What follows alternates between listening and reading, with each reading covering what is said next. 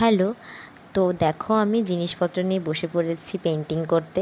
আজকে আমি তোমাদের সাথে শেয়ার করব আমুল কুলের বটলের ওপর একটি করা ছোট্ট কিছু কাজ। আমি এই কাজটা কমপ্লিট করেছি আমার বাড়িতে থাকা জামা কাপড়ের যে স্পঞ্জগুলো থাকে সেগুলো দিয়ে। আর দেখো কতটা মানে ভালো হয়েছে ফিনিশিংটা। অনলাইনে বটল পেন্টিংয়ের জন্য স্পঞ্জ কিনতেই পাওয়া যায়, কিন্তু আমি কাজটা করেছি বাড়িতে থাকা স্পঞ্জ দিয়েই। তো আমি প্রত্যেকটা বোতলে একটাতে হোম লিখে নিয়েছি আর কিছু ডিজাইন করেছি। তার মধ্যে আমি কিছু স্টোন এবং যে পুঁথিগুলো হয় সেগুলোর কাজ করেছি। আর মাঝে ওপর দিকে এবং নিচ দিকে আমি একটু সুতোর কাজ করেছি। এগুলো দিলে দেখতে খুব ভালো লাগে। তো দেখো আমার কাজ মোটামুটি প্রায় কমপ্লিট। আর এটা হচ্ছে ফাইনাল লুক। কেমন হয়েছে জানাতে ভুলো না। Thank you.